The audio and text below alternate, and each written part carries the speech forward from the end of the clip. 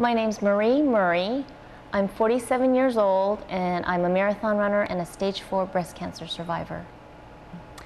In late September of 2004, I have always been really active and I've always been out running or riding my bike, and I think I was pretty aware of my body, you know, as a lot of athletes are.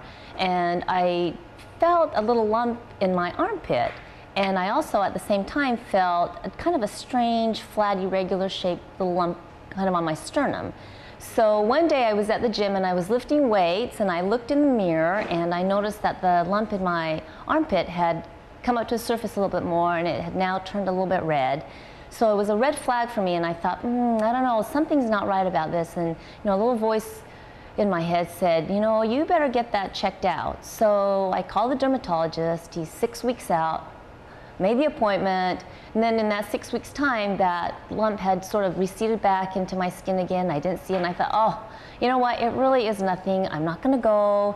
Then this little voice again said to me, you better go get that checked out. If you make another appointment after this, it might be another 6 weeks out. I better just go get that checked. So I went, and I showed him, and he said, oh, it's nothing. It's just people have these lumps and bumps all the time. And then I was getting ready to leave, and he said, well, you know what, let's just take that one from your arm, and let's just see what it is. So I called back, and the receptionist says, oh, just a minute. The doctor gets on, and I know again it's not good when you talk to the doctor himself. So he gets on, and he says, well, we're really not 100% sure, but we think it might be breast cancer. The oncologist said, well, what's happened is that you've had the breast cancer and it's metastasized, so we need to check to see if you've had it anywhere else. So then I started my series of my CT scans, MRIs, bone scans to find if it had actually spread anywhere else. And there was a spot on my rib, on my bone. At the hospital where I was being treated, they have a tumor board conference once a week. Oncologists, radiation oncologists, surgeons, pathologists, they all get together and they discuss all the new cases of the week. And my doctor, who's been so amazing, like I said, I'm going to go ahead and do the chemo. And the doctors, everybody else just said, you know, we really advise against it because the type of chemo that she's going to have will really put her down, and we think that she should be able to enjoy the rest of her time that she has. She said, no, she's got a family. She has 3 kids that just mean so much to her, and I know that she will fight for them.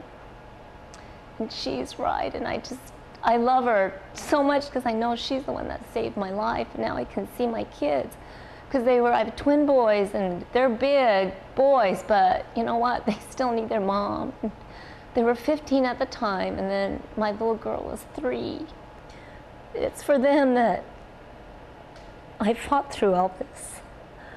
A funny story I have, well, it's kind of funny to me during all of my treatment, was one day I was sitting in my living room and a friend had stopped by to just say hello, see how I was doing, and we were just visiting, and we have these big picture windows in my living room, and I look outside and there's somebody walking up the driveway, and I'm looking, who is that? I don't recognize who it is. Who is that? He's walking up, he's coming in the house, and I couldn't recognize who it was, and it was my husband, and he had shaved his head bald.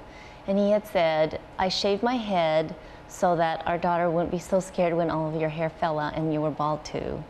I got involved with the Huntsman Cancer Foundation. There's a wonderful hospital back home in Salt Lake. It's the Huntsman Cancer Hospital. And they have done so much for everyone around the world, and they're a renowned cancer hospital. And they have a program called the Hometown Heroes, and they do a 5K, there's a half marathon, a bike ride, and a marathon.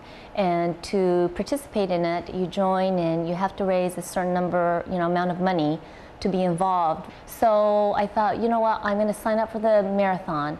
And so that's when I started training with the Hometown Heroes. And in the 3 years that I've been involved with them, I've raised over $18,000 for our Huntsman Cancer Foundation. Even my doctor says now, to this day, you are just a walking miracle. And I really think so. If I can help just one person, give them hope and let them know that you can battle it and you can fight it and you can overcome it. I ran my first marathon 18 months after I finished my chemo treatment. And I think people, if they can hear that and see, you know, what I'm doing today and how healthy I am today, and give them hope. That's the one thing that I would, you know, like to get out there, is that you can overcome it.